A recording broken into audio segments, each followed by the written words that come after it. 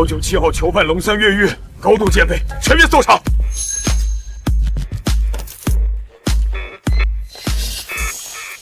我龙三身为天才罪犯，怎么可能会被抓？只要我不想，就没人留得住我。完了，中大夫！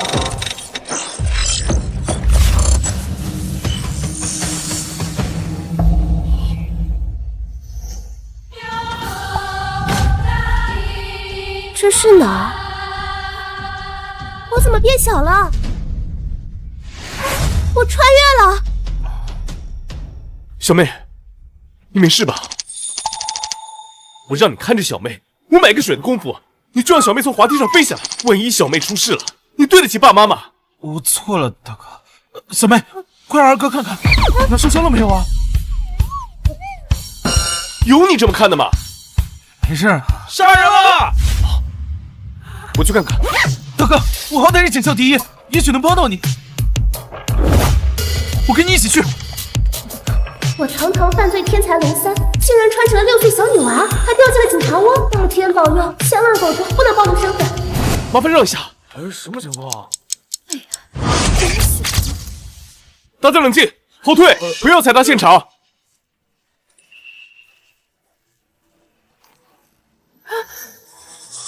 是不是冻死了？咱们别看，别吓到你。哎呦，这大风天儿！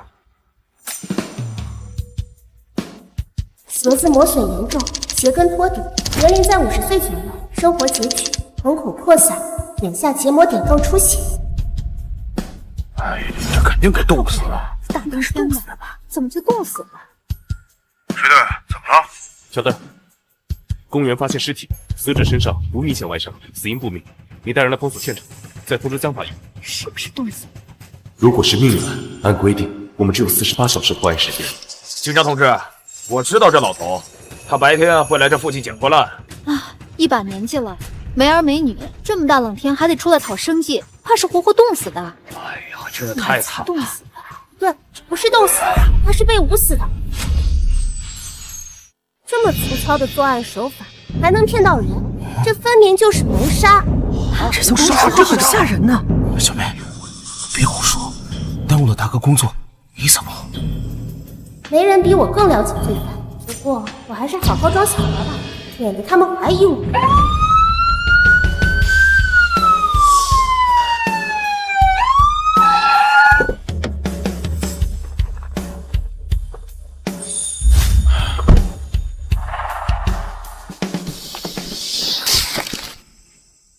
这边，赵队，你刚做完手术，怎么就亲自过来了？谁对年轻有为，局长又这么看好你？哎呀，我这把老骨头再不拼命，这局里哪还有我的位置？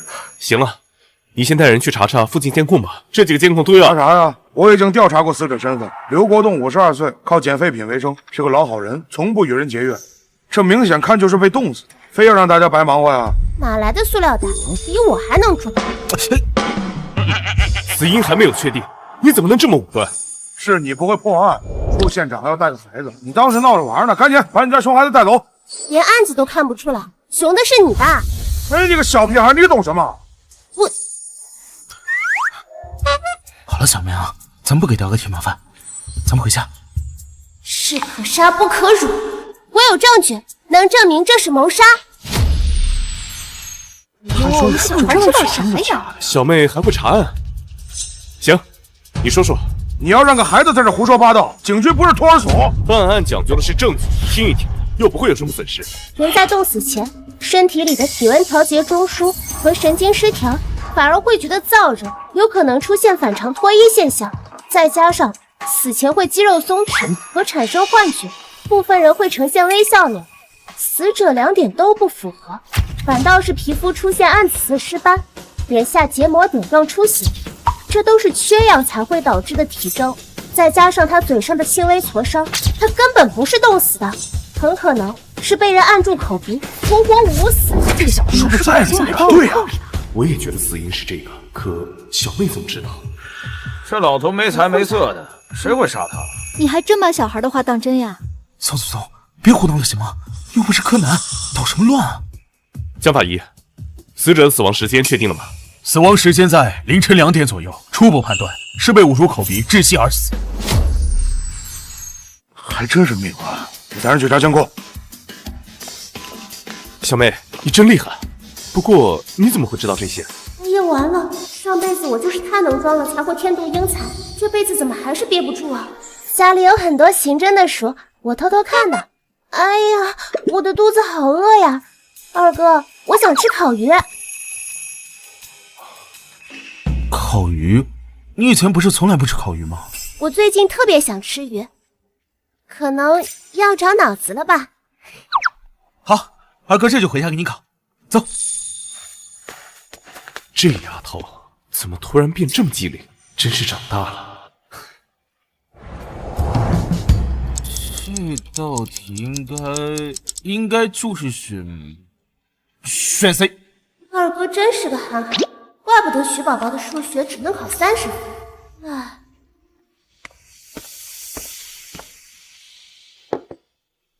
大哥，案子怎么样了？我回来洗把脸。小妹，你最爱吃这家店的蛋糕，大哥给你带回来了。谢谢大哥。这么简单的案子居然还没有破，算了，我可不想再帮警察的忙。这案子过了黄金48小时，肯定更难破。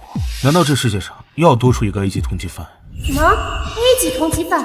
本天才不过是 B 级，这人的作案手法这么低级，竟然排在我前头。只要把 A 级抓包，就是顶级。我先回局里了，吃完早点睡，注意安全啊！二哥，我上个厕所。快点啊！好像选的也不对。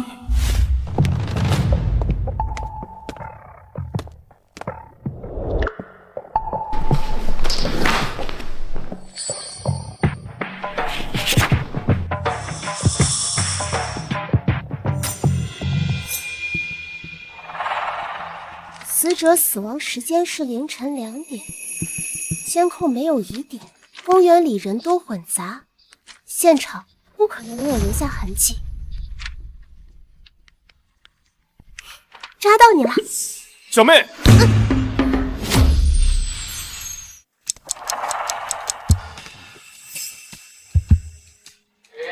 小妹！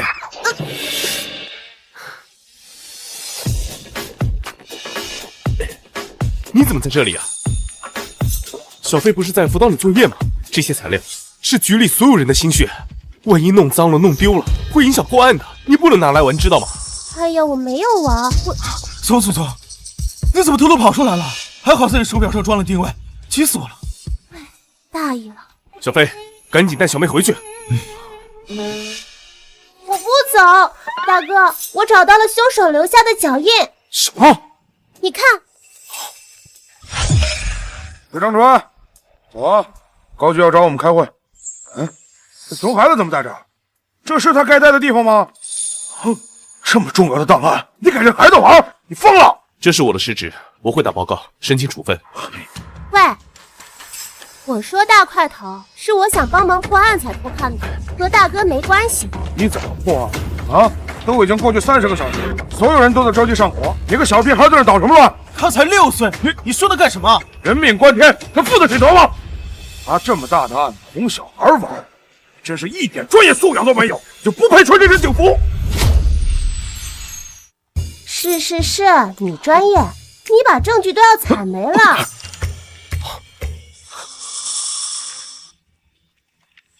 这就是凶手留下的脚印。公园人员混杂，现场有很多脚印，你是怎么判断的？哼，你还问孩子？行，你们慢慢玩过家家，我走。哼，这有什么难的？大哥不明白，我教你。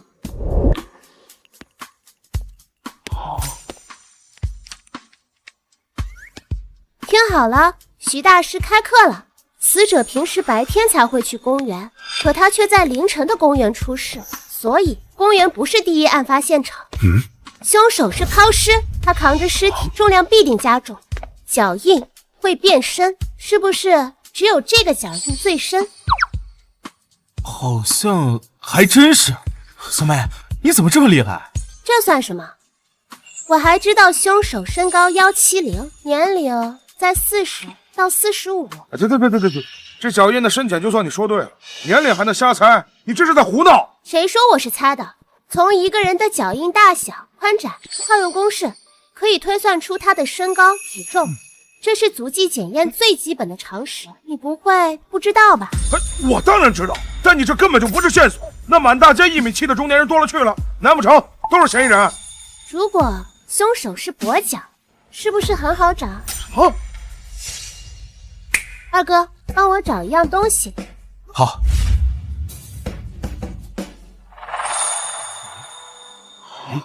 二哥，走几步。哦，好。年轻人力气足，大多脚印清晰，步伐较大，压痕重心在前掌。中年人就会步伐又稳又小，重心落在后跟。最重要的是，凶手左脚重心轻微偏向外倾，明显是个跛脚。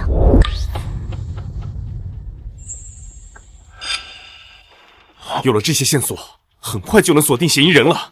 不是，他敢说，你就敢信？足迹分析难度那么大，全国的专家一个手就数得过来。你这孩子才多大呀？他要有本事，那我干脆别干。那我们就问问首席的足迹专家马老师，看看我们值不值得相信。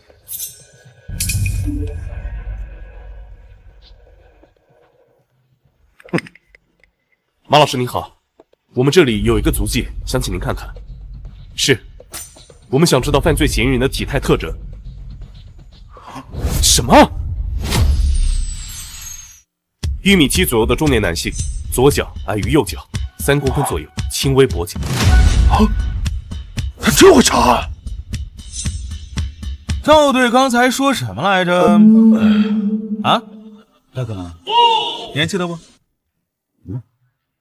我说话算话，我现在就打报告主任。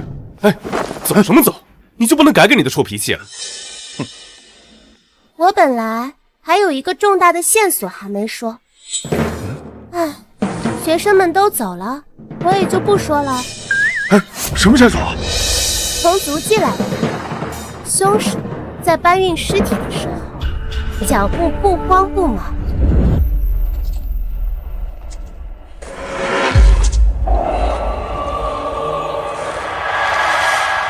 说明凶手的心理素质很好。第一次犯案的人很少这么冷静，就算要考试，也会下意识选择远离市区的偏僻地方，避免被人发现尸体。我怀疑凶手不是第一次作案。不可能，本地的所有前科犯和通缉犯我都知道，根本没有跛脚。不，半年前在北市出现了连环杀人案的嫌疑人，目前唯一已知的线索就是那个人也是一个跛脚，不排除此人有离开北市的可能。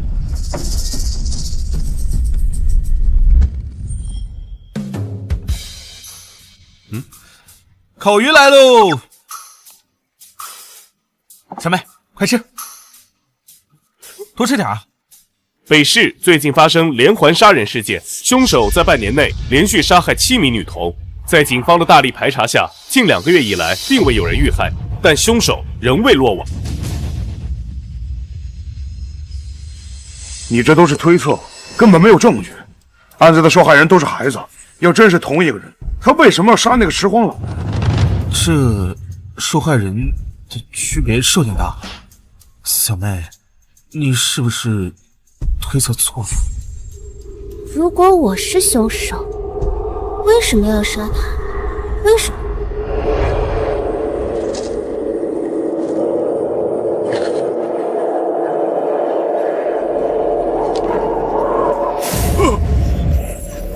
因为他看到了我的脸，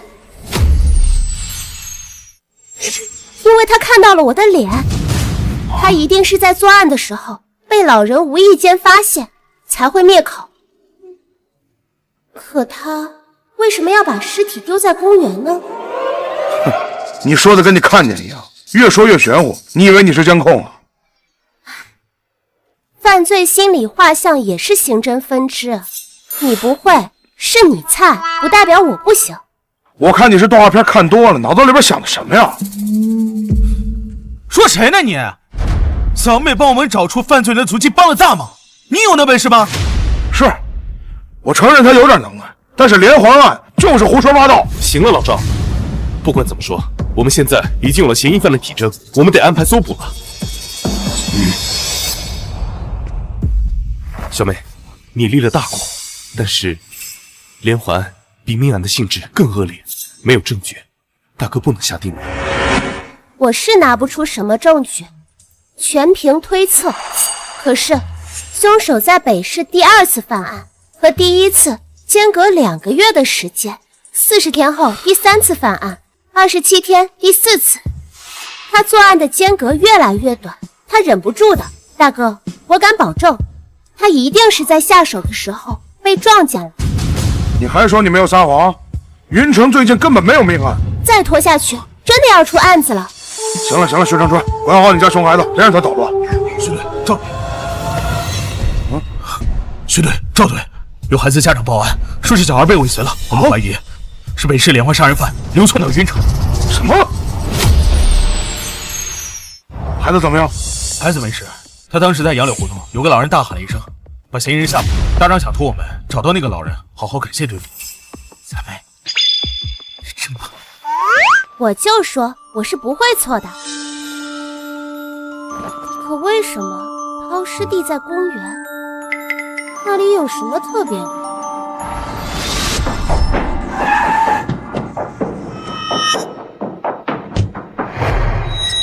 公园距离警局只隔了1条街，偏要选这么危险的地方，他是在挑衅。你以为没人能抓到你吗？立刻上报审厅，展开搜查。是。等等，别走，二哥，给我一份云城地图。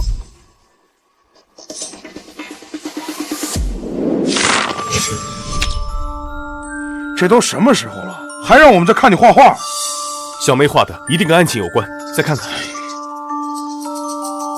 公园，杨柳胡同，他有命案在身，一定会选择身份排查不够严密的地方。这几处地方有很多外来务工人员，多次犯案却没被抓住，说明他心思缜密，反侦查意识很强。他不会在居住周边作案，一定会找缓冲区，用来切断自己和案件之间的联系，能与案发地和抛尸地形成缓冲的地方。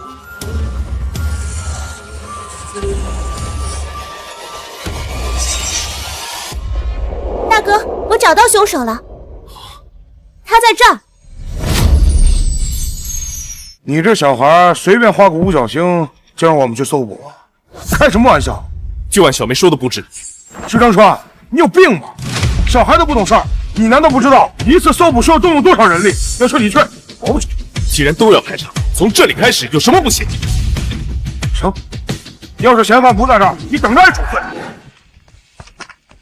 怎么样？队长，这片腿脚不好的就只有林国光。他2个月前租的房子，房主有一次偷偷进去调电表，在他房子里见过绳子、刀具和一堆小孩的照片。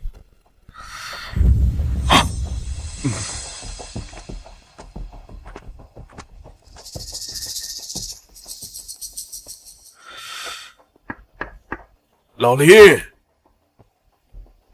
老林，开门。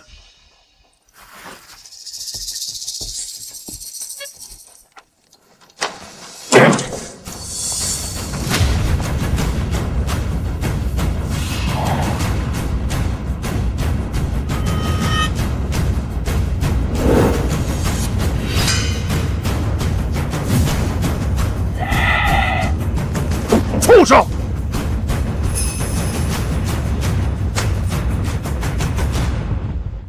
不好！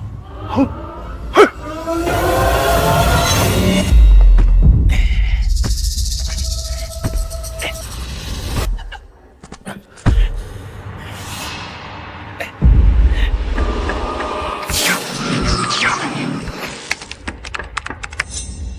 这么晚了，怎么会有人敲门？大哥没带钥匙，谁啊？楼下的，我家漏水，都漏到我们家了。啊？我家没漏水啊。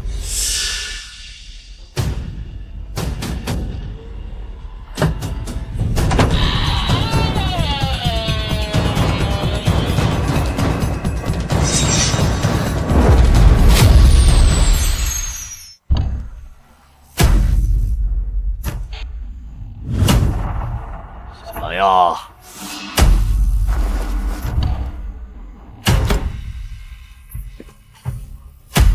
就你一个人在家吗？家里人不在吗？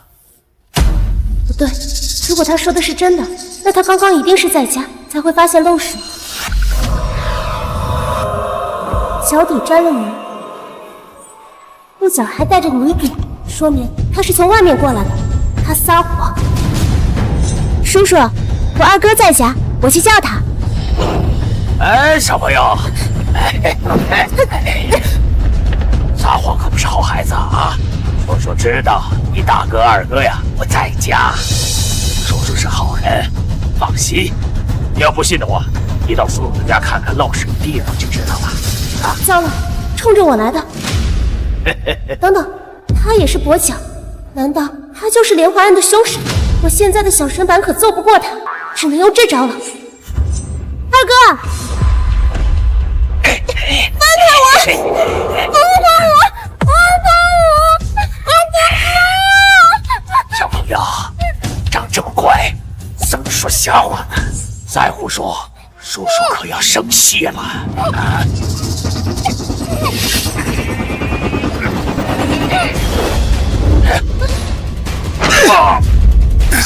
别动！小妹，没事吧？二哥真帅。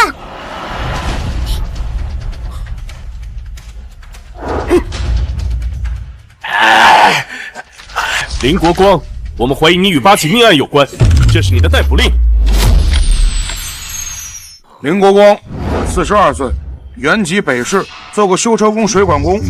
昨天凌晨2点，你在哪儿？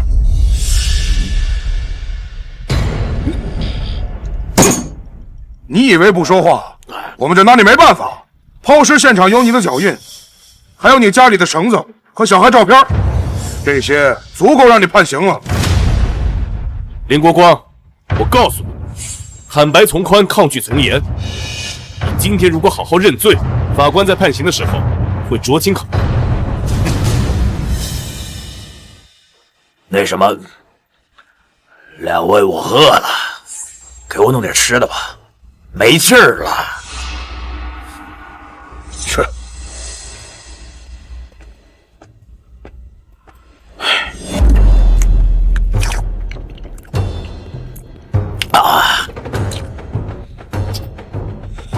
说吧，为什么杀害拾荒老人？我说，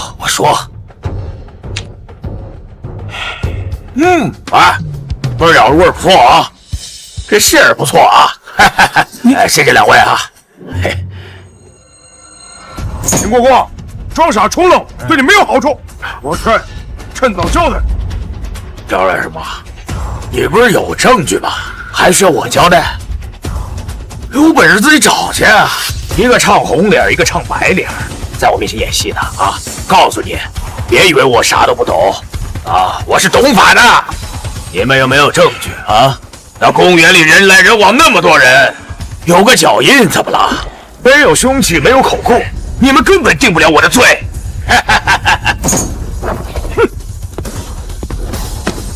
赵巡，浪费粮食啊！你们这样浪费粮食可不对啊！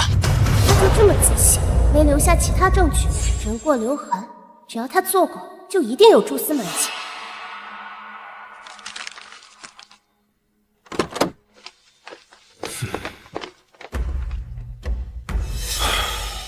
他知道自己一旦坦白，肯定就是死刑，根本不会开口，得另想办法。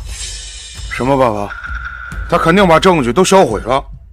证据要是不完善，到了检察院那边肯定会被驳回。难道这人就白抓了吗？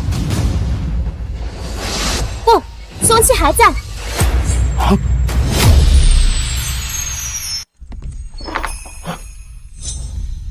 高局，情况怎么样了？从发生命案开始不到30个小时，你们做的已经很好了。审不出来就继续审，实在不行就请省厅的审讯专家。伯伯，我找到证据了。小苏东，高居重纪律，早间审讯室本来就不合规，你别惹他。这孩子是……我家小妹。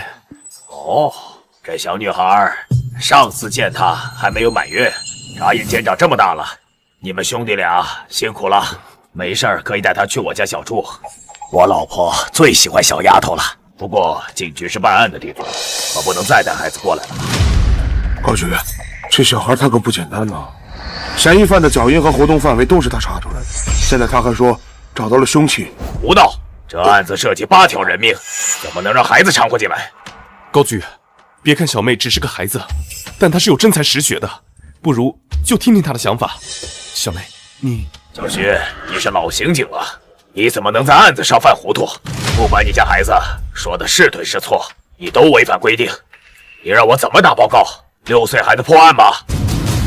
别说了，别说了，小飞，把孩子带走。等一下，小妹，你确定凶器真的还在？高局，我相信小妹，只要这个案子能破，我愿意承担一切责任。案件结束后，我申请复你溺爱孩子也要有个度，孩子说的什么你都信啊？伯伯，我有证据，不信你看这个瓶子。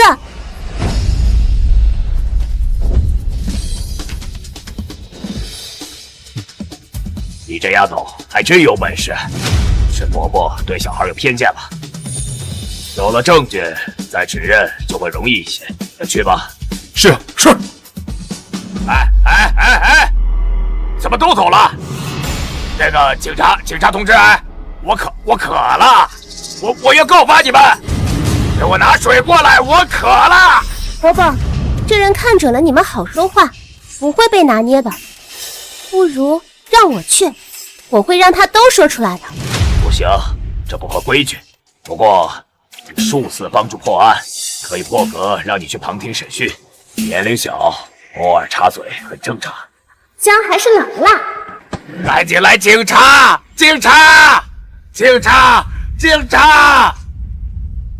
吵什么？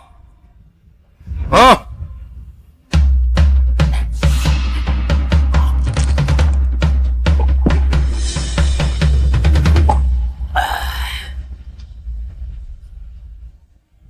行了，不是要审我吗？耗了这么久，赶紧抓紧时间。问什么？想怎么审？开始吧！啊！你是不是觉得自己很聪明，没人能抓到你的小辫子？唉，其实你已经错漏百出，在现场留下了很多证据。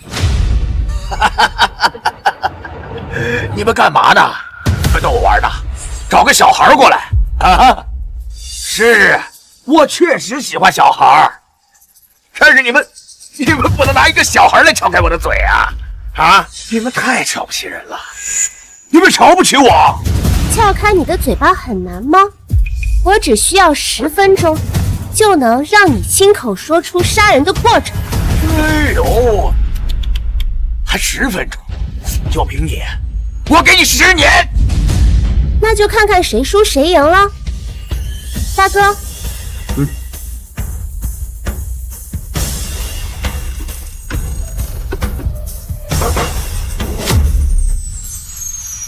你不肯开口，无非是认为自己做的天衣无缝，没证据就没办法动你，所以你才这么猖狂。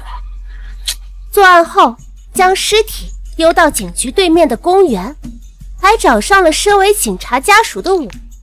可惜你是自作聪明，一个脚印就出卖了你，你家里也到处都是证据。不就是绳子吗？那只是我出去干活用的工具而已。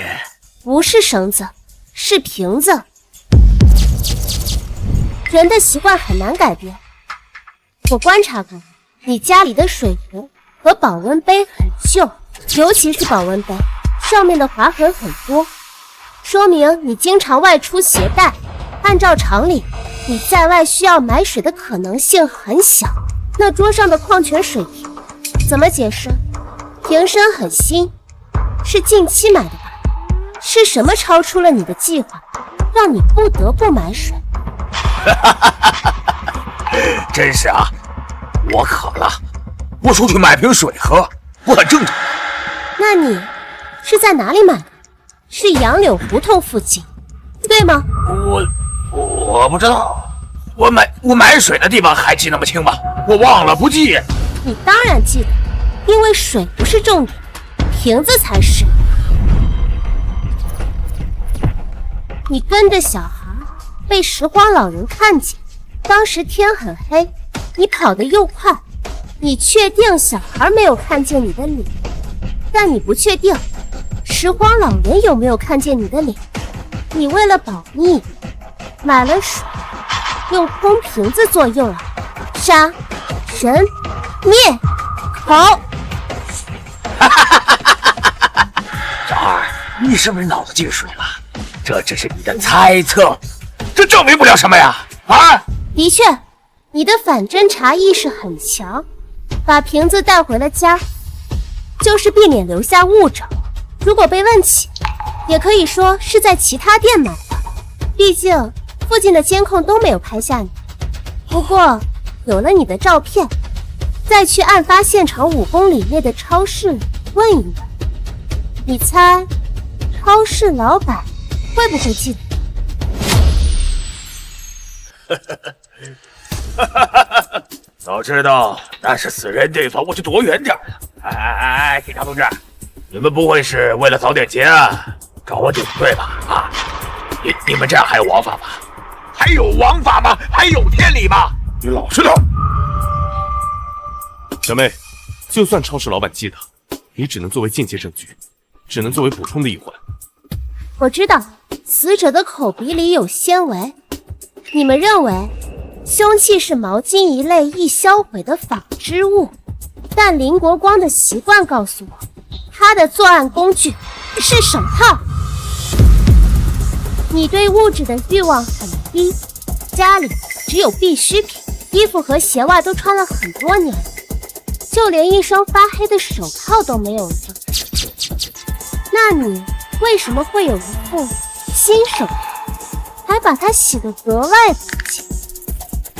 因为那上面沾了不该有的东西。死者年老体弱，可他毕竟是个成年人，死前必定会挣扎，挣扎时很可能会碰到你的手套。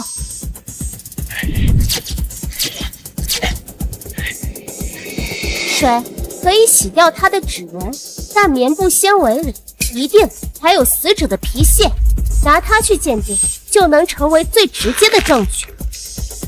有了人证、物证，再确定凶器，加上屋子里的照片，就能证明你的作案动机，能形成一个完整的证据链，哪怕是零口，也足够给你定罪。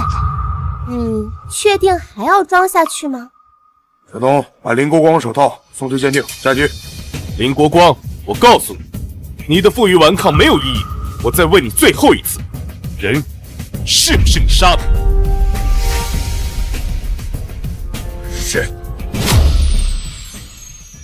是那老头子多管闲事。我看那小孩一个人怕他出事才跟着他，是那个老头。孩子，快跑！他看不过去才起了争执，我们俩才吵了起来。我只是一时失手而已。胡说八道！你杀了7个孩子，你跟着他干什么？你心里面清楚。哎，杨同志，饭可以乱吃，话不能乱说啊！我就犯过这一次错事啊！你是说你不承认北市的那些案件，可你的家里挂满了受害者的偷拍照？哎呀，警察同志啊，我只是好奇这个案子，在家里研究研究啊。哎，我听到了啊，外面吵得沸沸扬扬的，也不知道是谁呀，这么厉害，一下子杀了7个人呐！哎呀，7个，而且还听到他们说警察还没抓住他。哎，而且这警察是不是没有抓住之后，就一直心里想着惦记着，吃不好睡不好的？哎，你们晚上是不是还要做噩梦啊？你什么还得意的？你这个畜生！赵队，冷静！赵叔别气，会做噩梦的人不是你，是他。小孩儿，你很聪明，我漏了这么一点点的破绽，还被你看出来了。急呀，人家到了，你赢不了。还剩3分钟，够。你这么在乎输赢，是不是因为你从来没有赢？你自作聪明，以为把物证带走了就没有证据，半年来多起犯案都没有被抓，你越来越大胆，开始挑衅警察。你只承认杀害拾荒老人，目的就是让北城的连环案成为悬案，想要所有人记住凶手。这种极端的自负，通常来源于极端的自卑。我自卑？我有什么好自卑的啊？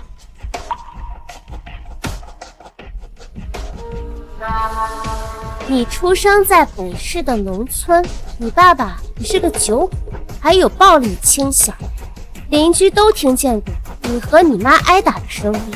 你妈妈对你很好，可你8岁的时候她就失踪了，别人都猜测是被你爸爸打死，唯一对你好的人不在，你爸爸变本加厉，甚至打断了你的腿。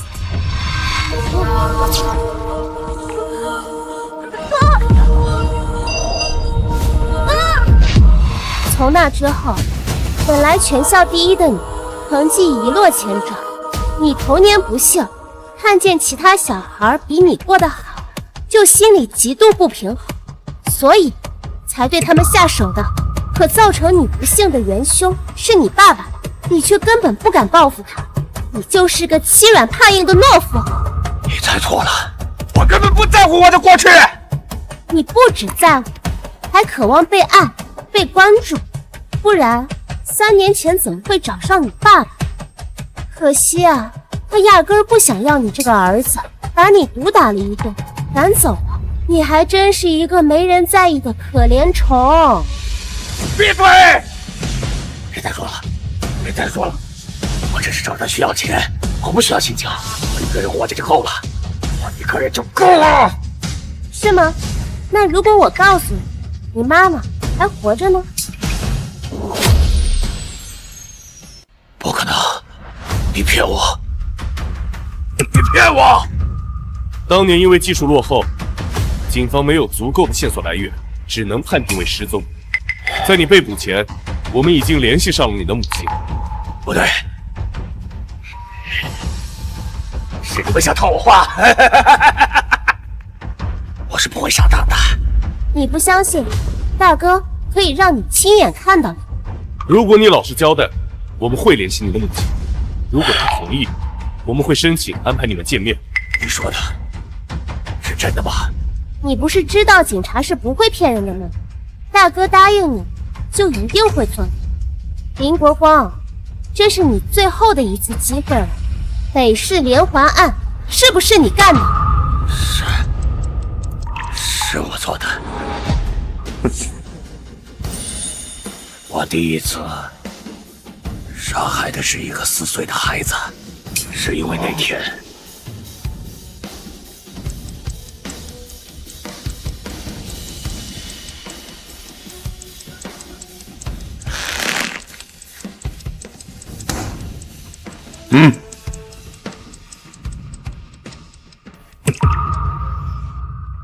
半年了，北城的案子终于结束了，希望受害者和家属们多少有点慰藉吧。你们做得很好，还有你这个大功臣，伯伯会给你申报，给你发奖金，钱不多，就算是一份奖励。啊，高姐，这不合适吧？哪能在报告里写一个6岁小孩破的案呢？你呀你！奖金有什么好的？我可是要抓光 A 级通缉犯，跻身顶级犯罪的人，我才不在乎钱。不用了，伯伯，配合警察工作，人人有责，不用给奖金的。真是好孩子，天生就是干刑警的好苗子。这个案子还要收尾，咱们先走。是。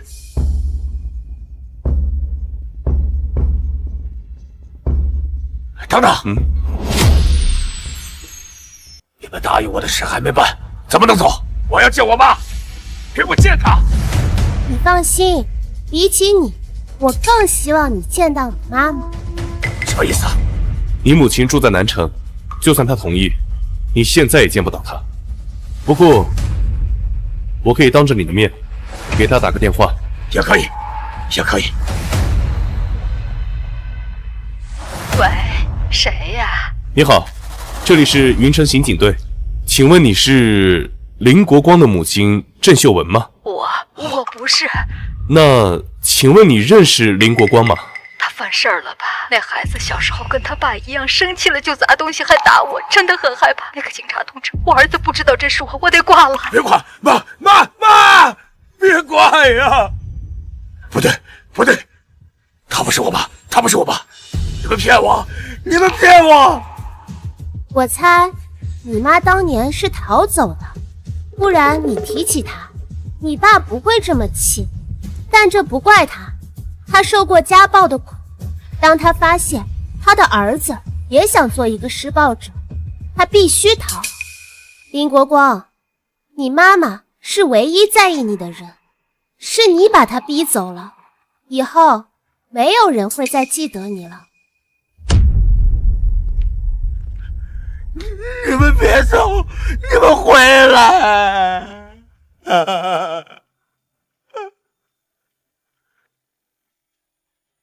爸妈，小美长大了，也懂事了，现在学会了破案，还帮我们抓到了连环凶手。我和大哥一定会好好照顾她。你们全家有知，就放心吧。小飞，你有没有觉得，自打小妹从滑梯飞下来，好像就变了一个人？是，以前她最爱吃的零食，现在一口都不跑。小妹现在是长大了，懂事了。人怎么会突然变得聪明，就连口味也变了，就像是变成了另外一个人。我回来了。小妹，不是说二哥去接你吗？你怎么自己回来了？下午考完试，老师就给我们放假了。二哥放心，我自己坐公交车很安全。小妹，卷子带回来了吗？给大哥看看。大哥怎么突然想起卷子？难道他怀疑我了？还好我早有准备。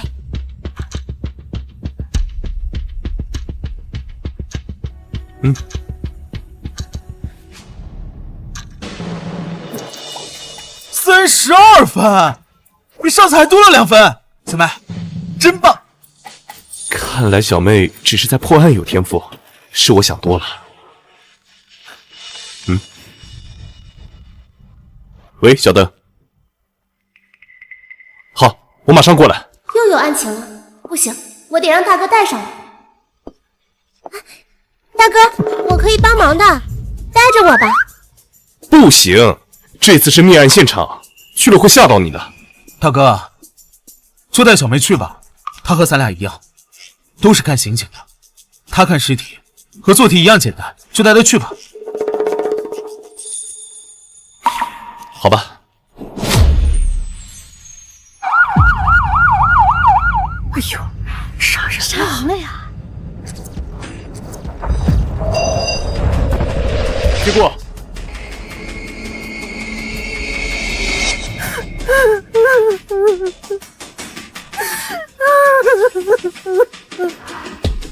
徐队，死者身份确认了，刘苗，21岁，大学生，今天刚请假回家，被凶手用家里电视线勒死，死亡时间12点半左右。1点20分，死者的妈妈张丽英买菜回来时报的案。死者的父母说，家里的现金和首饰都丢了，被怀疑是凶手在偷窃过程中被死者发现，激情杀人。他们有钱就拿，为什么要杀人呢？我的儿子啊！警察同志，求求你们，一定要抓到凶手，不然我的儿子怎么安心的？哎呀，真是的，这小偷真坏呀！这小偷可真坏。不，这是熟人作案，而且凶手是一个你们很信任的人。这是谁家的小孩？我儿子出了事，你还带着孩子来看热闹，你要脸吗？你误会，这是我家小妹。你说说，为什么会是熟人作案？不是，你是来查案的还是来带孩子的？啊，他才多大？你问他，你脑子进水了吗？我们办案就是要广泛听取群众的意见，而且我的小妹刚刚破获北市的413连环案。你骗谁？字儿都认不全。他要是能查案，我就是包青天。你要是不能查案，就滚！滚啊！你把我们赶走，你是不想知道凶手是谁了吗？我非常能理解您的心情，不过请您相信我，先听听小梅说说。她要是说不出话来，我就去找你们领导，看你们受不受惩罚。我要是说的有道理，你就给我大哥和这些哥哥姐姐道歉。这小孩行吗？你要能查出凶手，我跪下磕头都行。这可是你说的，我会让你心服口服。首先，死者穿着睡衣拖鞋，说明出事前他在家里休息。如果是小偷作案，他在发现家里有人就不会进来，而且小偷一般都会选择夜间行动，不会选择中午。第二，窗户是在里面锁好的，小偷想进来只能从大门进。可你们家的门锁没有撬动的痕迹，那就有两种可能。第一种就是死者认识凶手，给他开了门。你胡说八道！我儿子善良懂事，怎么会认识小偷啊？的确，一般人不会穿着睡衣见客，那就只有第二种可能，凶手自己开了门，他有钥匙。有钥匙怎么了？小偷都会踩点儿，他就不能偷偷配个钥匙啊？新配的钥匙和锁眼有磨合期，刚开始用的时候一定会留下痕迹。可你们家大门的锁眼没有新的划痕，所以凶手拿着的是一把用了很久的旧钥匙。说来说去都是废话，我们家就没丢过钥匙。那就是我要说的第三点，凶手偷走了所有的现金首饰，目的明显是求财，可他翻找的位置很少，除非你们告诉过他藏东西的位置，否则他不会找得这么准确。你们一定认识他，还很信任他。要是你们真的没有丢过钥匙，那就是你们引狼入室，亲手把钥匙给了他。确定这一点，再加上尸体上的痕迹，可以看出整个作案过程。死者从屋子里出来，看见凶手行窃的过程。你谁？干什么呢？冲过去想要制止，所以他倒地的位置才会和卧室门、大门都有距离。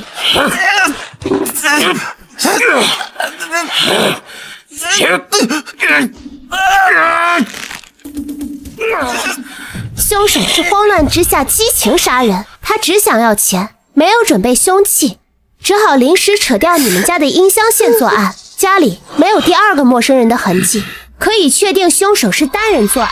这是啥好人家，把钥匙给别人？看看出事了吧？保不准啊，给小三儿了。这不能吧？这老刘两口子看着平常挺恩爱的呀，看着不像那样的人呐。知人知面不知心。是啊，老刘和那20多岁的秘书，谁知道怎么回事呢？胡说八道！我不可能把我们家钥匙给外人。死者个子高又正年轻，凶手想要一个人勒死他，以女性的体力是很难做的，就算是男人，身体素质也要很好。所以凶手是一个你们熟识的身强体壮的男人。哎，老刘媳妇儿出轨了？这不能吧？这看不出来啊！哎，你这臭丫头，你存心伤坏我名声啊！我没有，明明是他们乱猜。你给我闭嘴！我儿子刚走，你这丫头在这儿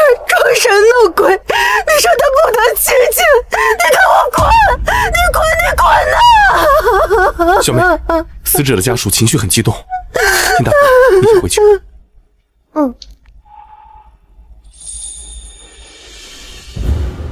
我说的都是真的，为什么他们就是不信？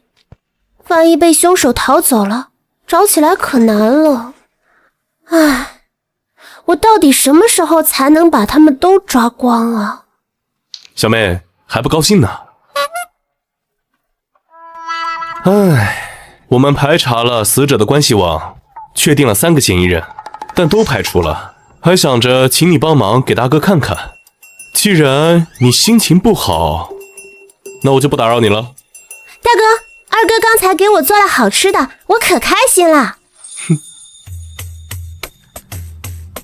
真的？那你帮大哥分析分析。死者的父亲刘旭东生意做得不小，他们夫妻俩经常接济亲戚朋友。我们圈定的第1个嫌疑人就是刘旭东的堂弟刘强，他最近沉迷彩票和赌博，欠了不少债。不过案发时他不在本地。第2个嫌疑人是谢宇松，他是张丽英闺蜜的老公，最近找刘家人借钱还贷款。这是谭楠，他是刘家夫妻的老同学，女儿患有基因病，案发时正在医院。大哥，你的调查方向错了，这3个人不是凶手。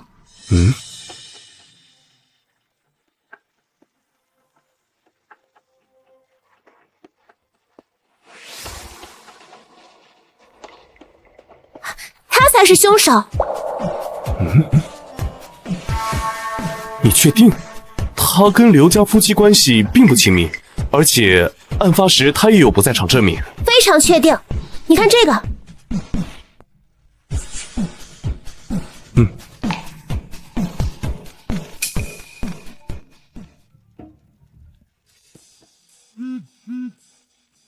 小东，嫌疑人确定了，你先带人去盯着他。谢谢小妹，那我就先回局里了。警察同志，这都1天了，怎么一点消息都没有啊？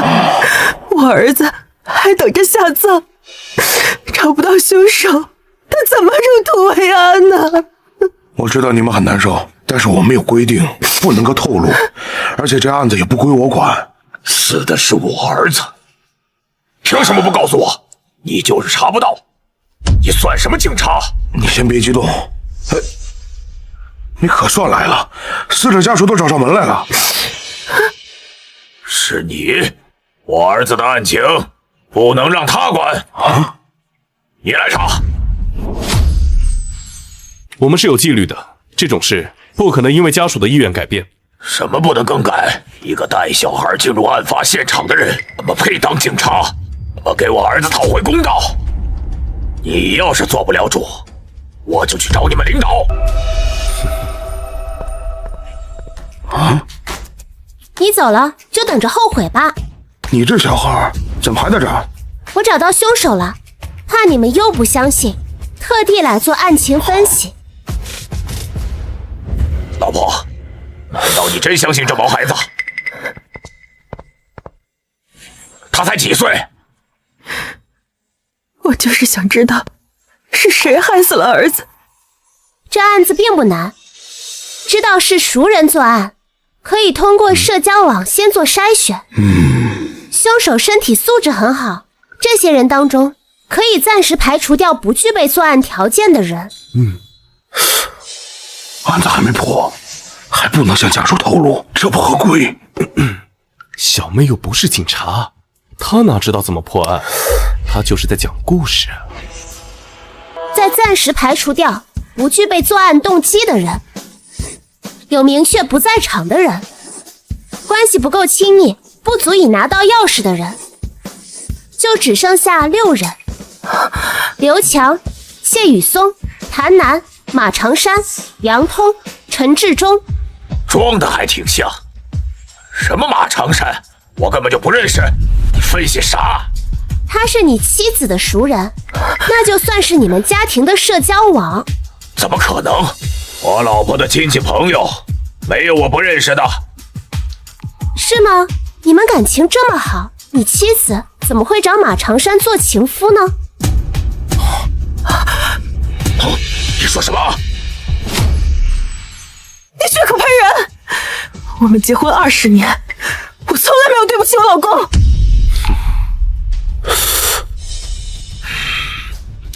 老婆，不生气啊，我们老夫老妻的，我怎么可能不信你，信外人啊？你这孩子造谣，信不信我告你？是，在你来看，你和你妻子感情深厚，几十年如一日戴着婚戒。可我上一次在你们家的时候，你妻子没有戴哦。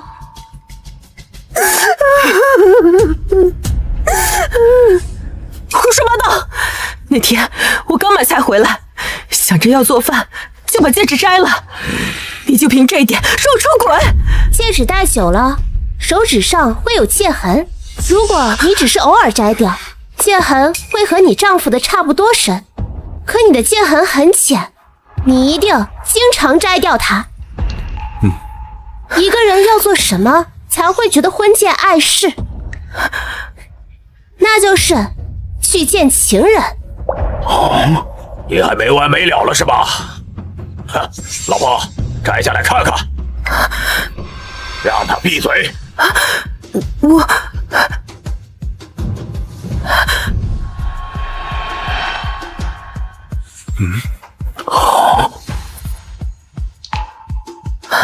老婆，你的戒痕怎么这么浅？老婆，你的戒痕怎么这么浅？难道这孩子说的是真的？你对不起我。我没有，我只是嫌麻烦才偶尔不会戴。我也不知道怎么会差这么多。难道你不相信我？我怎么会不信你呢？小妹，每个人因为体质不同，这种情况也是有可能出现的。看吧，警察都这么说，我真的没有。所以说你还有其他证据能证明他出轨？我当然有证据。你平时是不化妆的人，全家出去玩也不会打扮，可你随身都会携带化妆包，化妆品也消耗很大。不上班又不爱化妆的人会在什么场合精心打扮？还特意摘下婚戒，只有见情人的时候。而且你和情人的接触非常频繁，甚至为了方便约会还把钥匙给了他。我说的对吗？你怎么不说话？马长山是谁？老公，他是隔壁社区的，我和他碰过几次面，说过几句话。老公，我跟他清清白白的。就算是你不相信我，可苗苗是我的亲生儿子，难道我会害死他吗？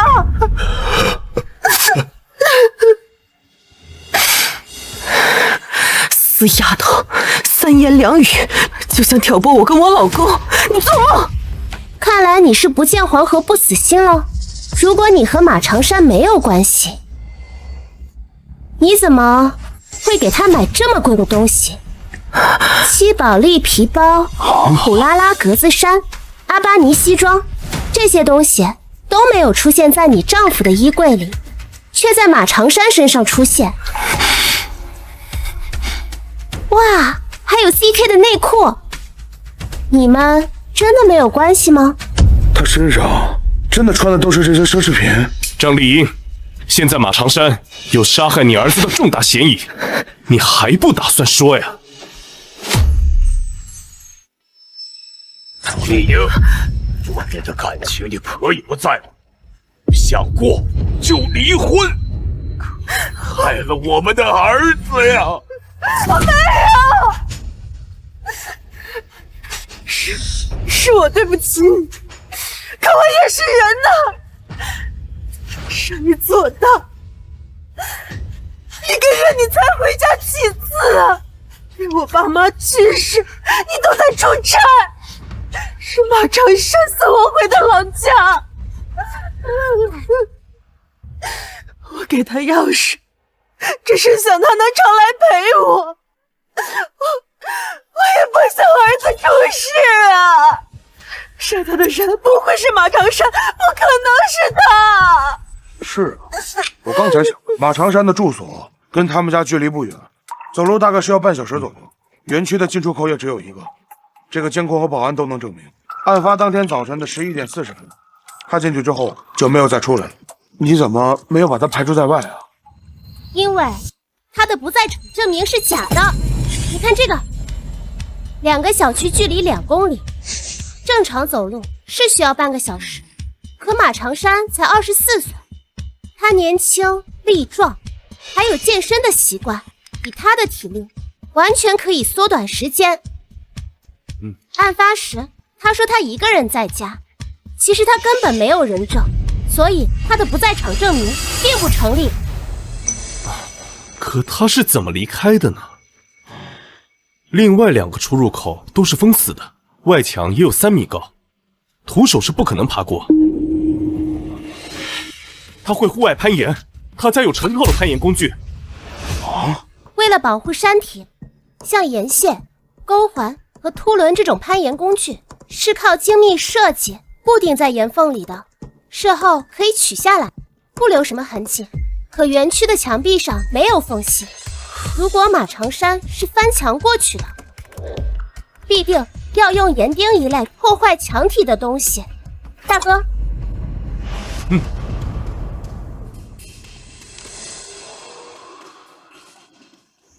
小邓，你现在就去马长山小区的外墙看一看。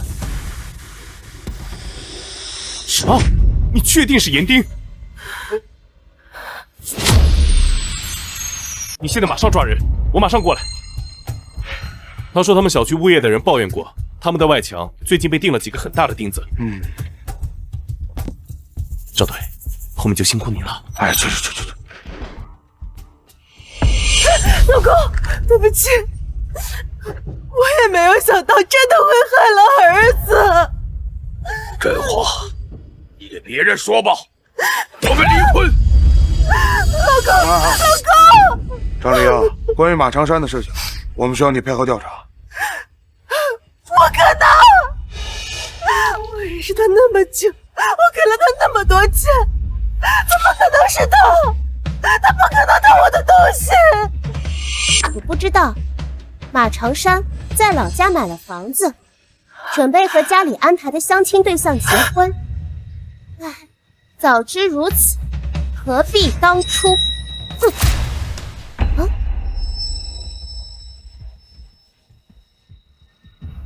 等等，凶手不止一个人。高局，马长山都已经交代了，包括作案时间和作案过程。案发不过24小时，你们就逮捕了嫌疑人，你们做得很好。这次多亏了我家小妹的帮忙，是她发现了死者母亲和嫌疑人之间的关系，案子才会这么顺利。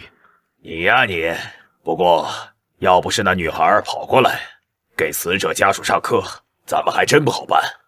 她是又帮了我们大忙。这样，我把报告先给沈平发过去，再给你妹妹申请一个荣誉证书。谢谢高局。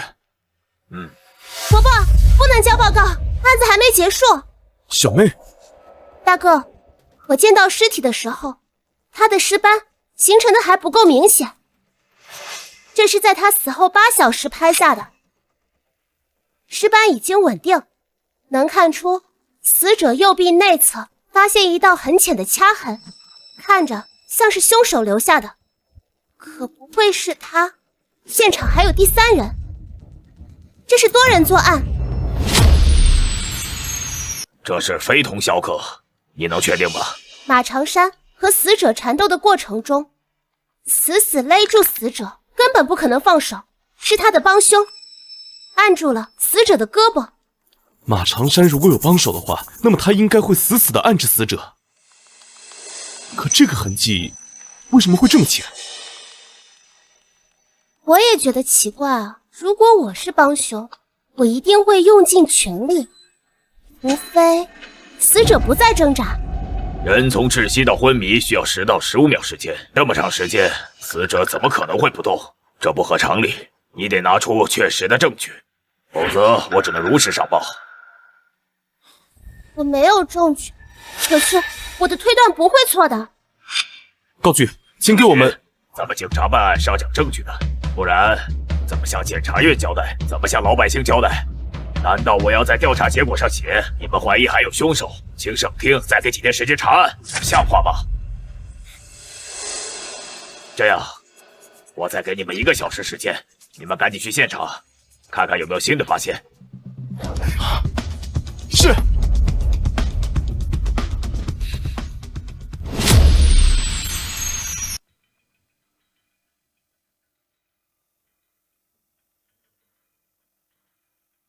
小梅，现场似乎真的没有第2嫌疑人的痕迹啊。奇怪，我的推测不会错。死者见到凶手在偷东西，冲过去要打架，他的反抗意识很强，被勒住脖子就拼命的挣扎，所以地板上才会有新鲜的擦痕，杠子腿也被抓破了。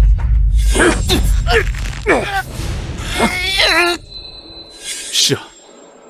可说来奇怪，第2嫌疑人面对死者，死者很容易就能碰到他，可死者的指甲里面只有木屑，没有 DNA， 难道他根本没有反抗？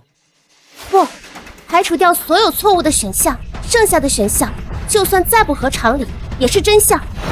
死者看到了帮凶，就放弃了抵抗，就算有2个人，他也不该这么绝望。当时到底发生了什么？他到底看到了什么？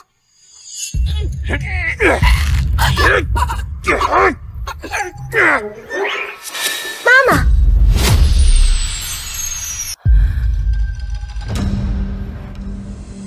你们怎么又来了？不是抓到凶手了吗？我们怀疑还有第2嫌疑人，需要2次现场勘查。什么？怎么可能？是不是马长山说什么了？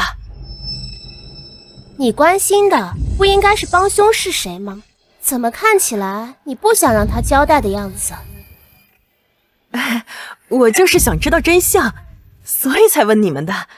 行了，我不妨碍你们办案了，我去收拾行李。我看你是心虚了，想要跑路。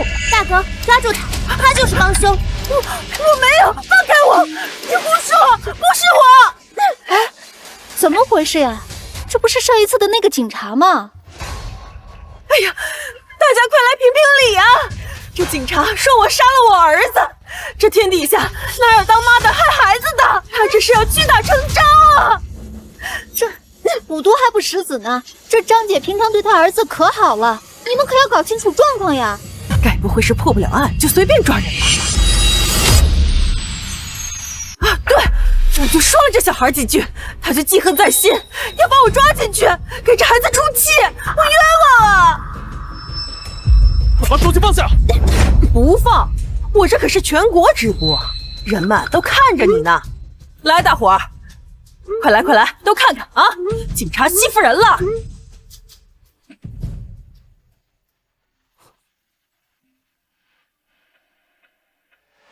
喂，高局，不用多说了，我看到直播了，你们找到证据了吗？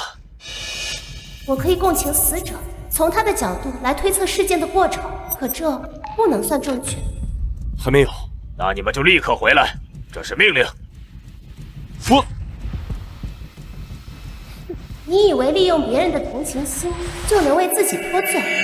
天真，心理学可是我的主场。你想引导舆论，那我就让你在众目睽睽之下亲口说出你的罪行。猜得好！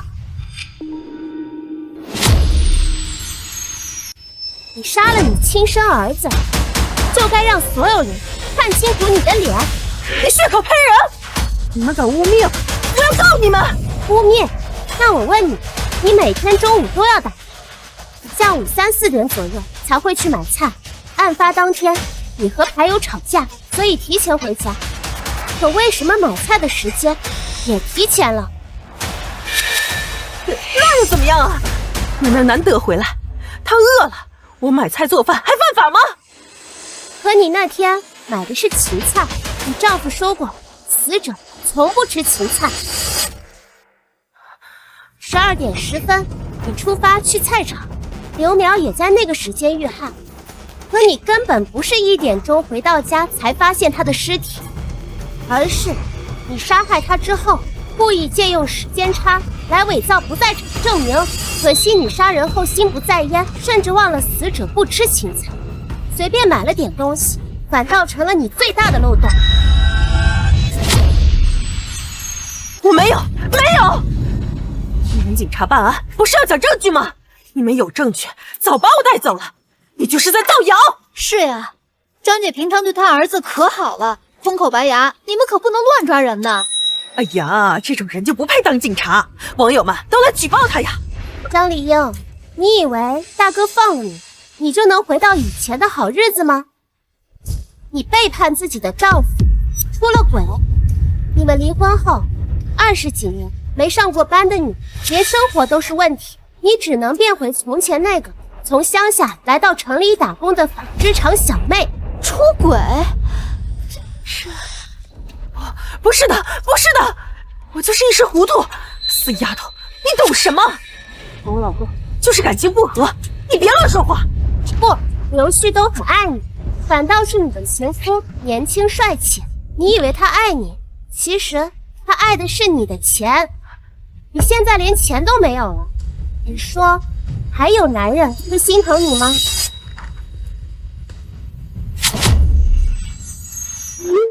你给我闭嘴！我就想要一份真诚的感情，我有什么错？是他骗了我。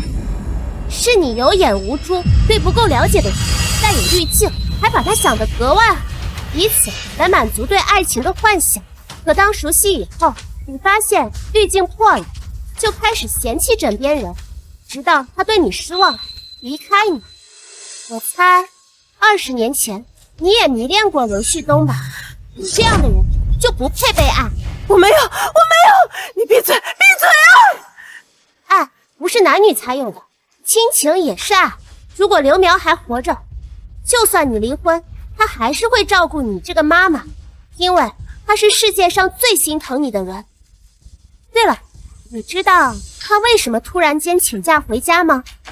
刘苗最近几个月勤工俭学，攒钱买了条项链，那天是你生日，他特地回来，应该是想给妈妈一个惊喜吧。不可能，他粗心大意的，从来没有给我买过生日礼物。你说谎！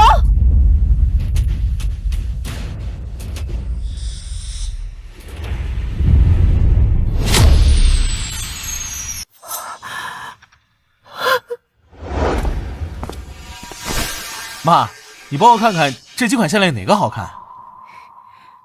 哎呀，都好看。哎呀，妈，我要给我一个非常重要的人一个惊喜，好好看看呗。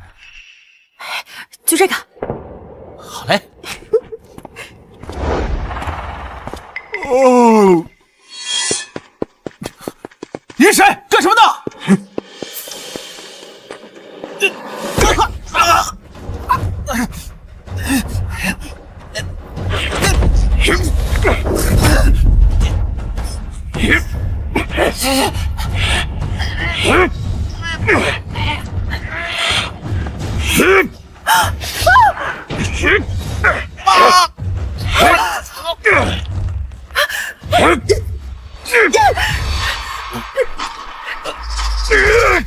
程山，使劲啊！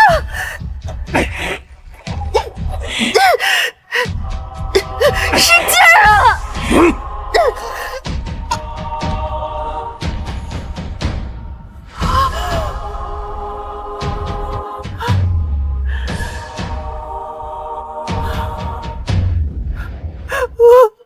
我不是故意的，我只是怕他告诉他爸。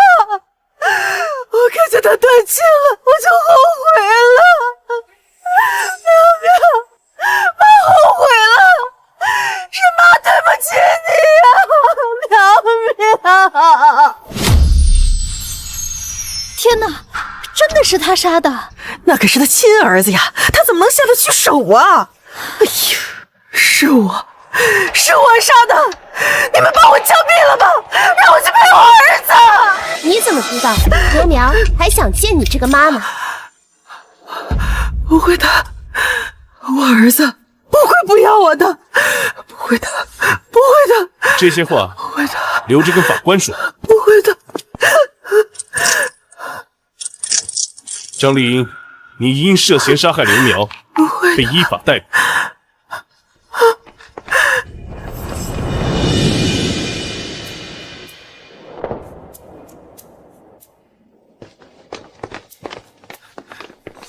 哦，恭喜小妹获得荣誉市民奖，小妹真棒！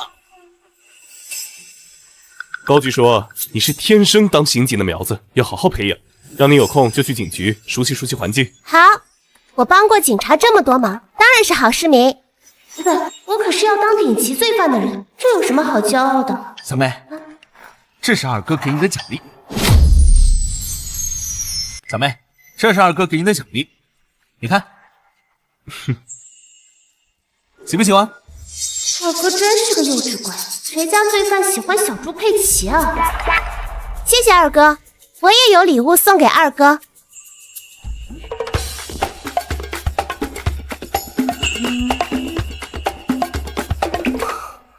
小妹长大了，都知道给二哥买东西了。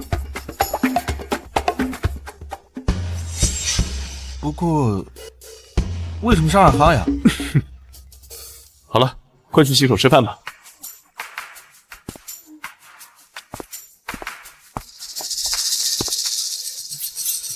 大哥，小妹这么有天赋，要不让她看看爸的案子？不行。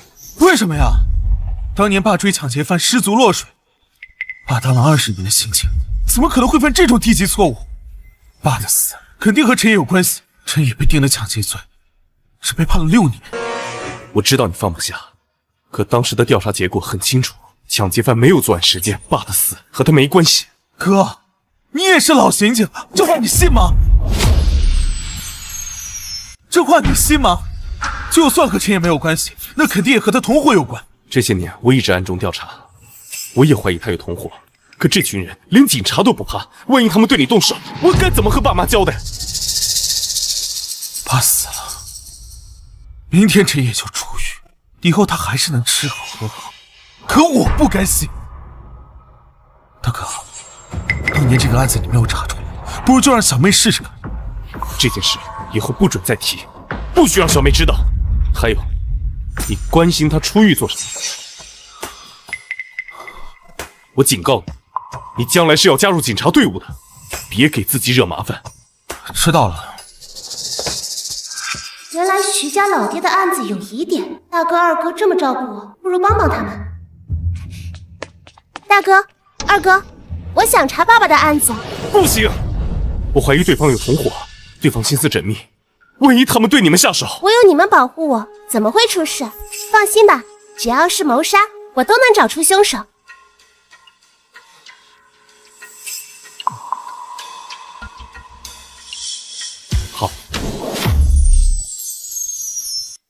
好，从现在开始，我会寸步不离的保护小妹。但这件事情你不准参与，免得你一时冲动惹出事来。好。啊？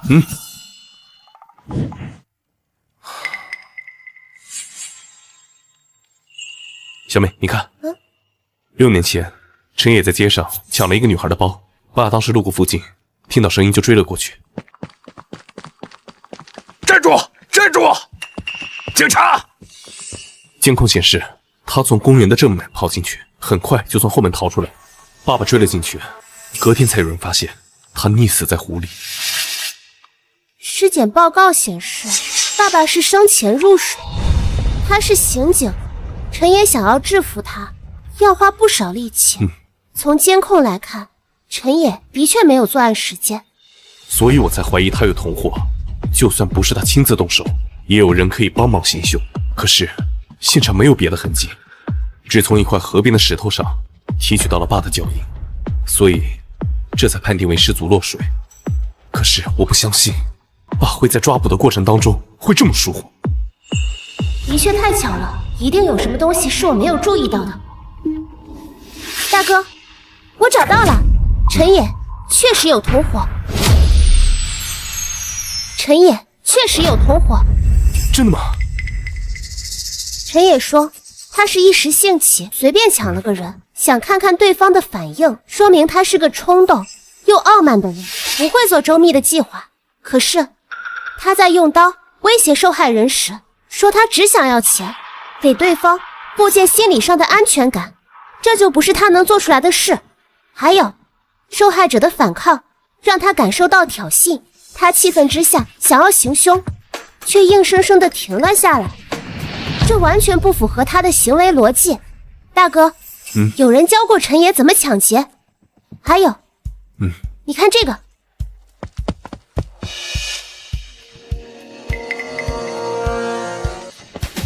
第一，他被爸爸追，原本还很紧张，跑到这里就突然间放松了，好像不再怕被抓。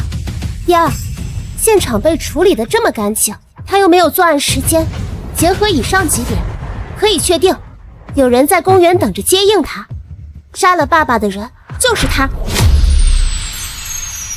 太好了，有了这些线索，我们就可以申请重新立案调查。我现在就去局里。哎，你们这么打算带我？我发誓，这次行动不管查到什么，我绝不会单独行动，一切听从二位领导安排。退下，不要挡路。孙志，不过，我刚才在门口捡到一封信。好了好了，二哥，和大哥回来再看，你在家里乖乖的哦。等等，这封匿名信上说有真凶的线索，也不知道是真的是假的，先查一查再告诉他。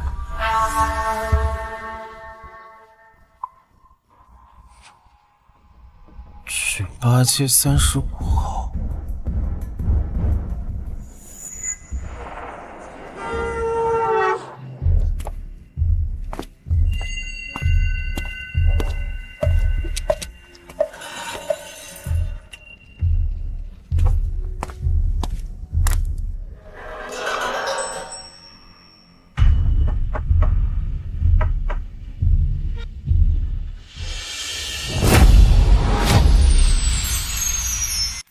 小伙子，你找谁啊？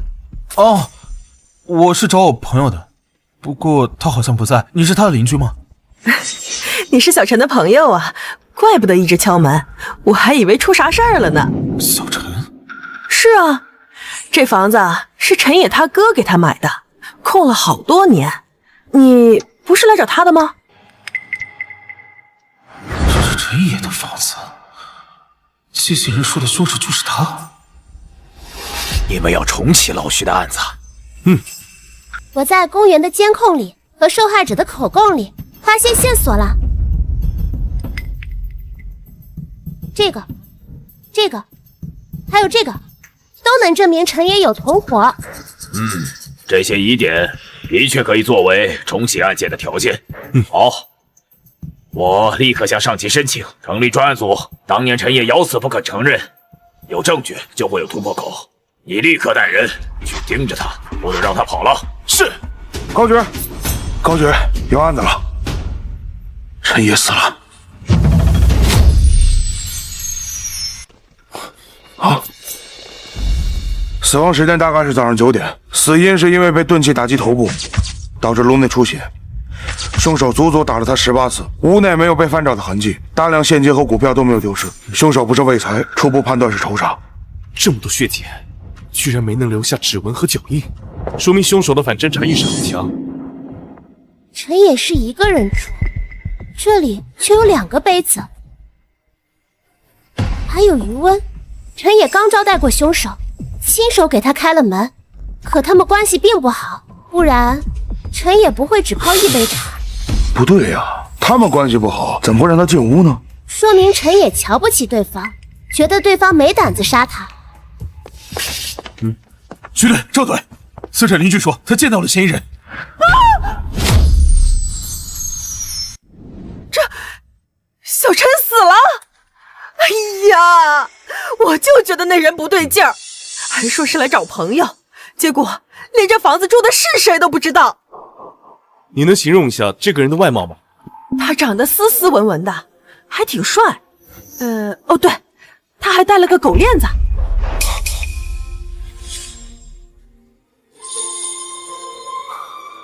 怎么没长大了？不知道给二哥买东西了？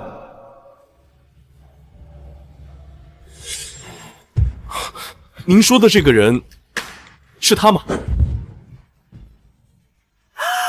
就是他，就是他！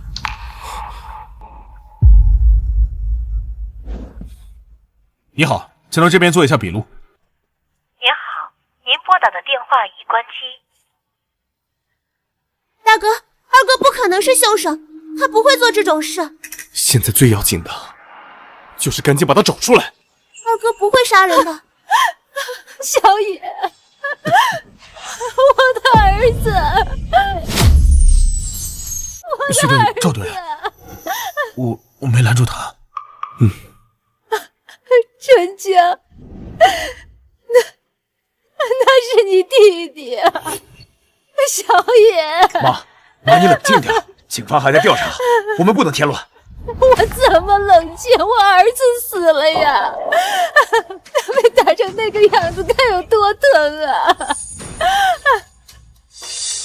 为什么你们一定要他死吗？你们就是杀人犯！你废我儿子的命！都住手！高局，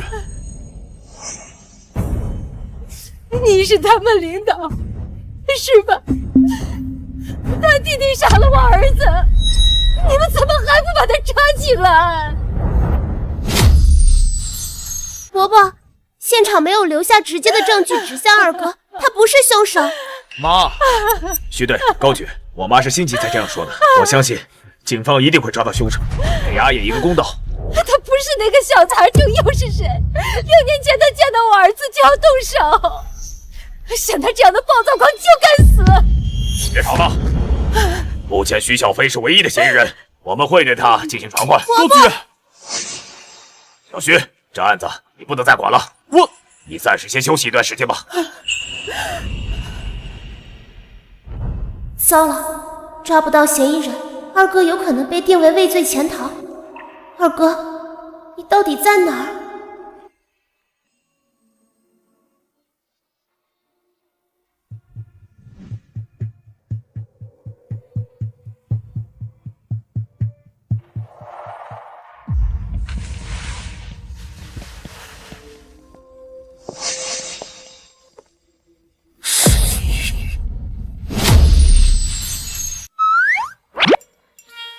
这么晚，大哥肯定睡了，我得赶紧去案发现场找线索。你要去哪儿？大哥，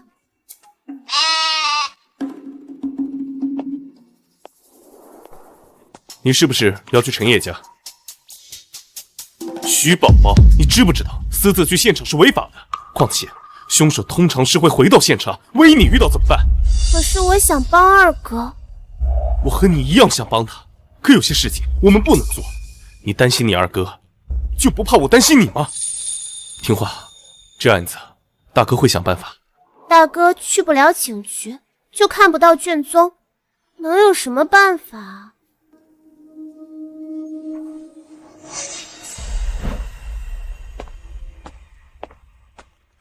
赵队，你怎么来了？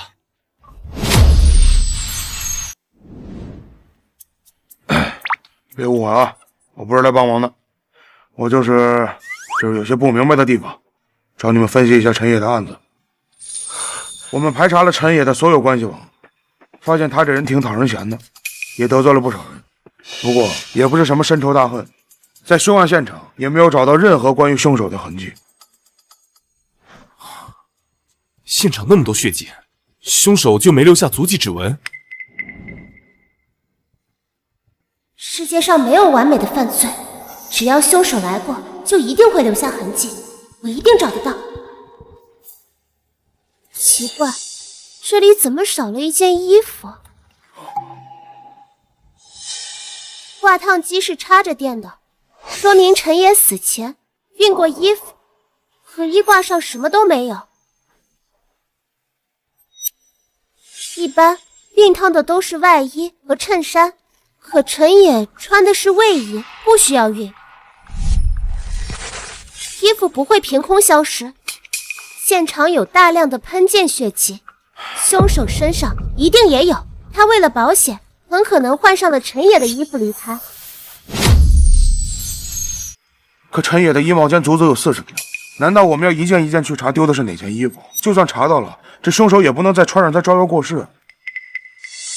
要查的是衣架和衣挂，凶手为了不留下指纹，一定会在清洗痕迹的时候戴上手套，为了避免衣服沾到血迹，大概率会在换衣服的时候摘掉手套。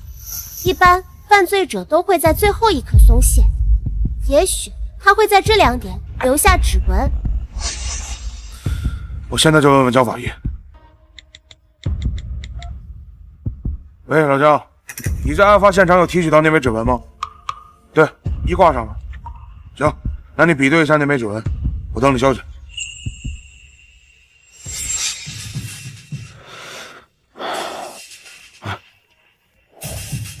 比中了？你说比中的是徐小飞？这不可能啊！肯定是出什么岔子了。我现在就去找江法医。没用的，大哥，我全都明白了。这枚指纹的确是二哥的，这不是完美的作案，而是完美嫁祸。凶手故意留下指纹这个破绽，为的就是让二哥成为嫌疑人。可二哥为什么会那么巧去了陈野家？我刚在门口捡到一封信。是那封信？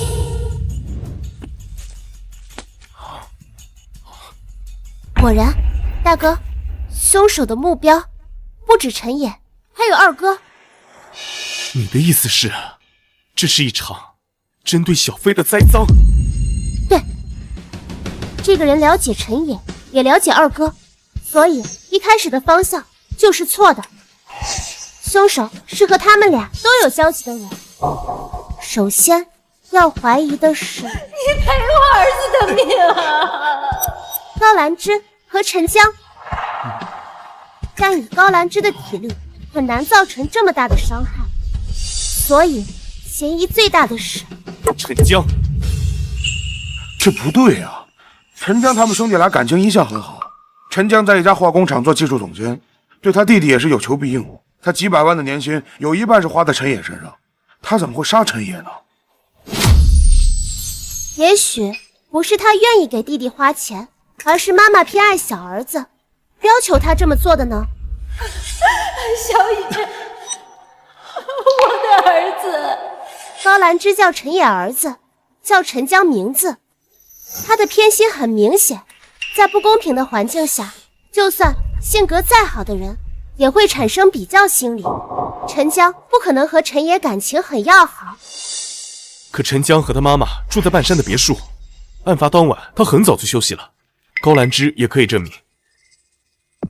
这倒也是。明天我去见死者家属，你跟我一起去，他们对小孩没有戒备，到时候我拖着他们，你趁机去找线索。我会在外面接应你，小美，一定要注意安全。如果陈江真的是凶手，该小心的是二哥才对。他能拿到二哥的指纹，恐怕二哥就在他手上。为了让二哥一直潜逃，他怕是会杀了二哥。是你，陈江，你为什么要杀了我父亲？就因为他要抓你弟弟吗？你想多了，我让陈野去抢劫，就是为了让他被抓。什么？陈野太笨，没有我的指点，他肯定会杀了被抢的人。而我想让他坐牢，又不想让他闹出人命，这也太麻烦了。很可惜，你的父亲直觉也太准，他一看到我就认定我和陈野是同伙，那我就只能灭口了。畜生！你还有没有人性？我没有人性，我要没有人性，你今天可吃的不是这条苦。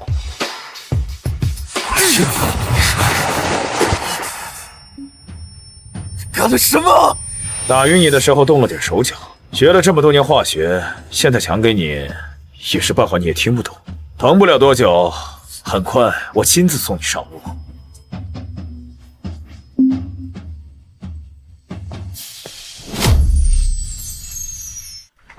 妈，你醒了？我好像听见你和人吵架。我在地下室做实验，有只小白鼠快要死了，可能是他把你吵醒了。我去开门。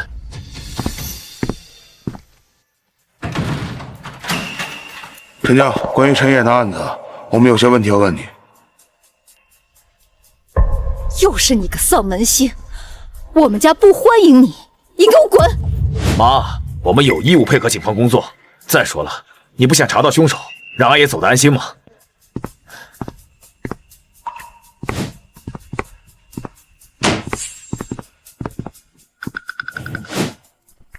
东海龙王，你这是向寡人示威吗？你弟弟最近会得罪什么人吗？阿爷脾气不太好，也没什么朋友，就连我和我妈的话都不听。要说得罪人，没那么严重。看来你很关心你弟弟啊，为什么没有想着叫他搬来一起住？他睡得晚，起得晚，嫌我和我妈唠叨，高中就开始自己住了。要是他没搬出去，就不会出事，都怪我，不该惯着他。我的推断没错，陈江真的有问题。哎呀，我的肚子好疼啊！叔叔，我可不可以用一下洗手间啊？好。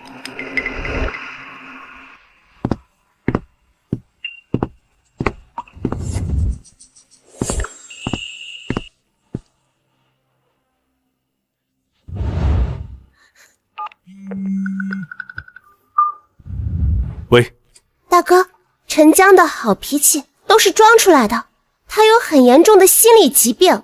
你怎么知道？而且家里只有陈野和高兰芝的合照，没有和陈江的。他在这个家里一直都是那个不重要的，他不可能没有怨恨，他早就有了心理问题。高兰芝说他的爱好很多，尤其喜欢做标本，用的动物的尸体，为了还原生前神态，会安装义眼，再摆出展翅、进食这种生动的动作。可陈江用的是真眼睛，动物肢体呈现挣扎状，他是在动物活着的时候残忍地把它们做成了标本。他一个学化学的，对毫不相关的心理学感兴趣，看的还是精神分析法，这种书需要大量掌握心理学知识才能读懂，而且自我分析书籍，陈江对自己的问题一清二楚，有成为清醒罪犯的条件。但凭这些，只能说明他有作案动机，没有办法解释他的不在场证明。是啊，要有证据才能抓到他，问出二哥在哪。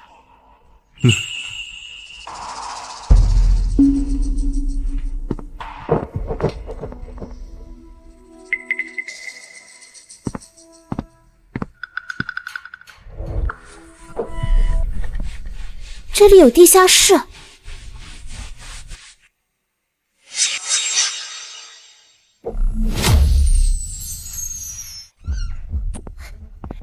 锁上了。你在找什么？洗手间在外面，这里是我做实验的地方，最好不要靠近。知道了，叔叔。地下室连接防护的位置，陈江在这里做实验吗？刚才的声音为什么？声音？哦，我明白了，陈江根本没有不在场的证据。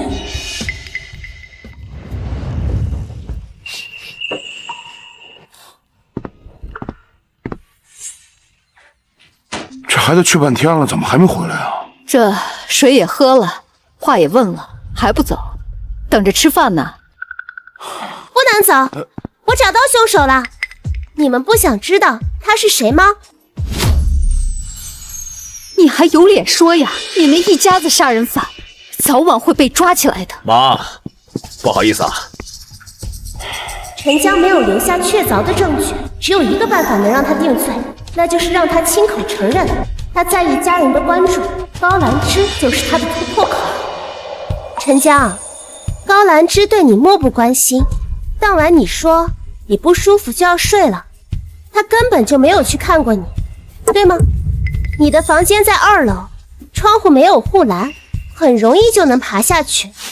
陈野家在市区，你找他需要开车，高兰芝一整晚都在看电视，她向来会把声音调得很大，你很清楚这一点，才利用她制造不在场证明。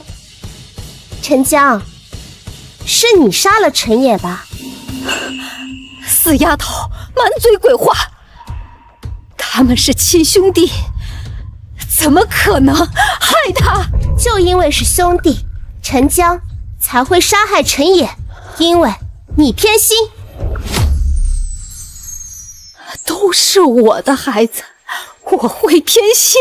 陈江一路跳级读到博士，毕业后被大厂高薪聘请，年纪轻轻，事业有成。可他再优秀，不是家里讨人喜欢的孩子。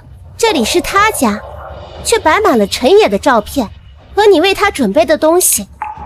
陈野的鞋子都比陈江这个主人多。当着你的面，他装作兄友弟恭，其实他早就想要陈野消失。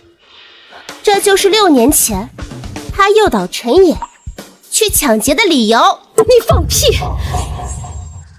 陈江他连只蚂蚁都不舍得踩，怎么会叫小野去抢劫？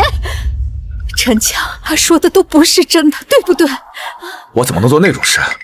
妈，我也是你的儿子，你不相信我吗？我信陈江。你如果相信他，你刚才就不会问他。就因为你在陈野坐牢的时候，对陈江还是一如从前那般漠视，他才会狠下心，干脆杀了陈野。死丫头，闭嘴！我的儿子，我心里清楚，陈江他孝顺懂事，所有人都会杀人，他也不会。是吗？你这么了解他，你跟他住了6年，都不知道他在地下室干了什么。什么意思？不就是个实验室吗？实验室都会安装防护装置，防止化学品的危害。陈江是化学博士，不可能出这种错。你儿子所有的标本都是活体制作，我猜地下室不是用来做实验的，是他的屠宰场。活的？不可能，怎么会有人做这么恶心的事情？小孩，实验室是我的毕生心血，不许你忤逆它。是不是真的？带我们去看一看就知道了。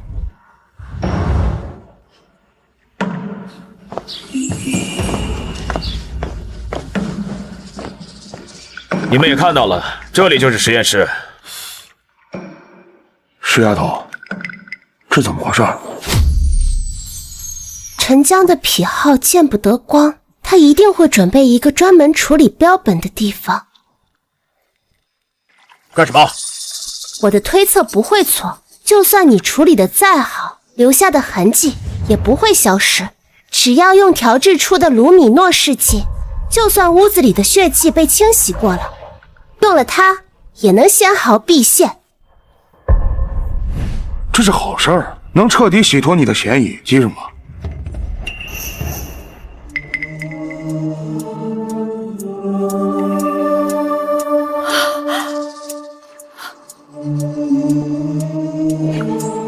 这是什么？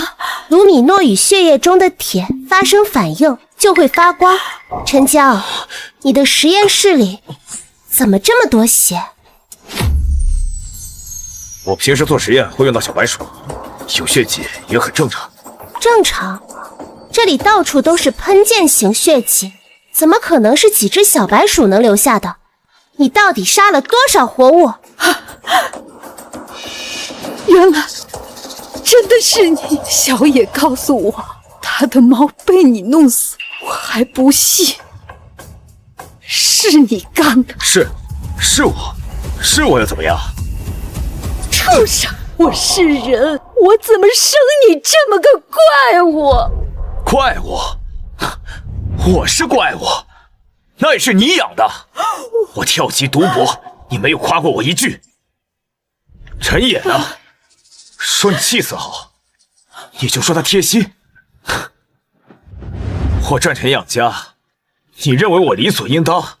陈野坐牢，天天念叨他受苦。凭什么？啊，我也是你儿子。可你是哥哥，不就该让着弟弟吗？我让着弟弟，那要是没有弟弟，那我还让吗？早知道6年前我就该杀了陈野，就不该让他去抢劫银行。妈，他的死你也有份儿。我没有，是你疯了！我没有疯。陈江，6年前我爸爸的死是不是你干的？你杀害陈野，为了脱罪，又嫁祸给我二哥，是又怎样？承认就好。陈江，你涉嫌杀害徐鹏、陈野，现在正式将你逮捕。等等，我二哥呢？是不是被抓了？他在哪儿？他不就在这儿吗？这些血都是他的。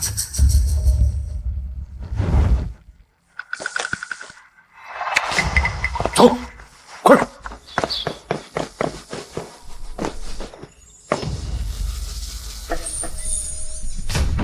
二哥，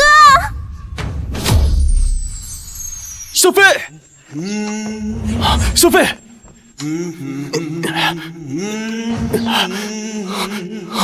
小飞，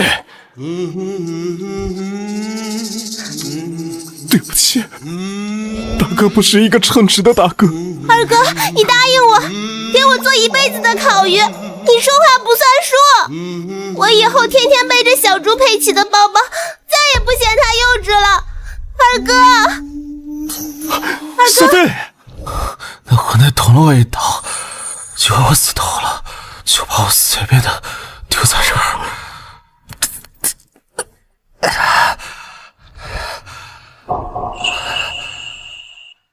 帮我挡住了，没事就好，没事就好。我们去医院。我养2天就行了，先回去了，给小梅做饭。上辈子我是个孤儿，这辈子我有家人了，那我就重新过一次童年，当个漏风的小棉袄吧。走。